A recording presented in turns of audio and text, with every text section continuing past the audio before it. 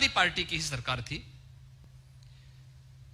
एक गोरखपुर के प्रतिष्ठित व्यवसायी की आर्यनगर में मुझे लगता है 3-4 एकड़ क्षेत्रफल में बड़ी हवेली बनी हुई।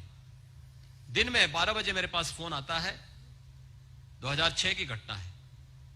उन्होंने कहा साहब मुझे फोन किया कि महाराज जी हमारे यहां कब्जा हो रहा है। मैंने कहा दिन दहाड़े कोई कैसे कब्जा? मैंने फोन रखा, मैंने कहा राजा बाबू क्या मजाक करते हैं। मैंने फोन रख दिया।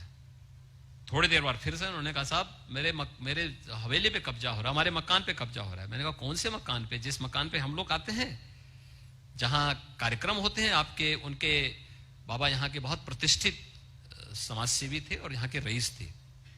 उन्होंने कहा उसी मकान पे। अरे मैंने कहा प्रशासन को आपने नहीं कहा? कहा साहब किसको बोले, कोई सुन नहीं रहा है। तो मैंने अपने सामने ही अपने हाथ से ही फोन मिलाया इंस्पेक्टर का, फिर डिप्टी एसपी का, फिर एसपी सिटी का, फिर एसएसपी का।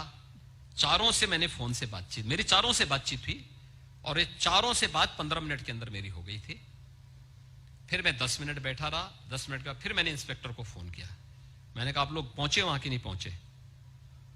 तो उन्होंने कहा कि नहीं साहब अभी हम देख रहे हैं। अरे हमने कहा अब तक तो वहां पे वो माफिया वहां बहुत कुछ कर चुके होंगे, आप लोग नहीं जाना चाहते हैं?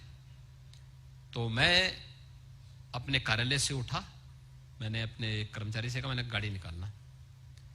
गाड़ी निकाली, मेरा एक सुरक्षा गार्ड बैठा मेरे साथ, मैं गाड़ी में बैठा। मैं बाहर जा रहा था, तब तक कुछ लोगों ने मुझे देखा कि मैं अकेले गाड़ी से निकल रहा हूं, तो पीछे पीछे वे लोग भी आए।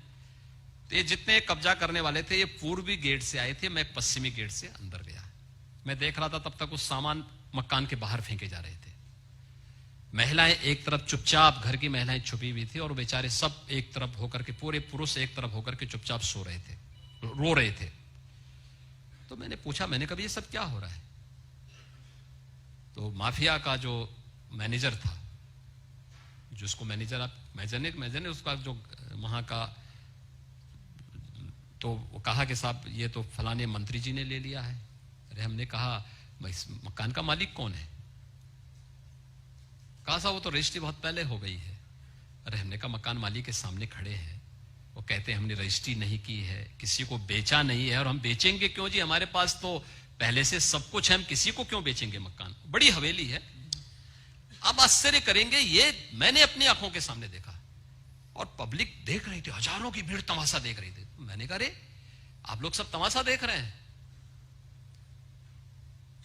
और मेरे सामने तब तक उस गुंडे ने एक कागज पकड़ा है, कहा देखो साहब ये रजिस्ट्री कर दिया। मैंने मारा उसी पे उसको। अरे हमने कहा तुम इस पर दिन दहाड़े डकैती डाल रहे हो। और पब्लिक से मैंने कहा तुम तमाशा क्या देखते हो जी, पीटो इन गुंडों को यहाँ पे। और पब्लिक टूट पड़ी वहां पे।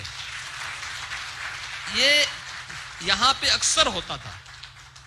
आज मैं कह सकता हूं गोरखपुर में भी नहीं है, प्रदेश में भी कोई इस प्रकार की गुंडाई नहीं करेगा। अगर करेगा ये तय है कि मैं फिर उसके ऊपर बुलडोजर जरूर चलाऊंगा।